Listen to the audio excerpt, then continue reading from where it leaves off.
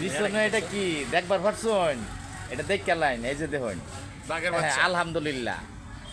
আসলে ভালো জিনিস দেখলে এরকম সুন্দর জিনিস দেখলে আলহামদুলিল্লাহ কোন লাগে, কিন্তু ব্যাপারটা হচ্ছে বিষয়টা আমার না। এই যে দেখেন এটা কার আমার মানে আমার চাচা, আমার রক্ত চাচা। মিষ্টি বাবা খাওয়ার লাগবো এটা। না বাবা, আমার আর এটা তোমার করলে জীবন লাভ ভরা নাই, কি বাবা। মিষ্টি খাওয়াই এই যে লাগবে। এটা রোজ তো ভুলে গেছে। বাপরে বাপ, হ্যাঁ এই গাড়িটা দিয়ে সবই ইঞ্জিন খালি, বাপরে বাপ। এটা বলে রয়্যাল এনফিল্ড, কত বড় ইঞ্জিন, হ্যাঁ? কত বড় ইঞ্জিন, পাকা গাড়ি। মিষ্টি না খাওয়াইলে ছাড়তাছি না আজকা। অনেকে তো মনে করছিলেন যে দেহানির পরে মনে করছিলেন যে এটা আমার গাড়ি, কিন্তু না না না, এটা আমার কাউসারের গাড়ি।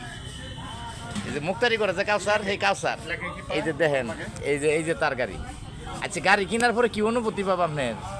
গাড়ি কেনার পরে আগের অনুভূতিটা বলি, সেটা হচ্ছে আমার গাড়ি পূর্বের যে গাড়ি ছিল, এই গাড়িটা বিক্রি করার পরে শুধু আনচান আনচান লাগতেছে, মানে কয়েকদিন যাবত এতিমের মতো সেট করে ওঠে। এখন আবার পুনরায় নতুন গাড়ি পাওয়ার পরে একটা এক সাইডে হচ্ছে এরকম যে হচ্ছে ওই কি বলে, আমার চাচা যখন বিয়ে করছিল, চাচার যে এক সাইডের ছিল আমার সেমটা সেই সব। আচ্ছা, যাই হোক, দোয়া করবেন যাতে গাড়িটা ঠিক মতো চালাবার পারে। ঠিক আছে, বিদায়, আসসালামু আলাইকুম।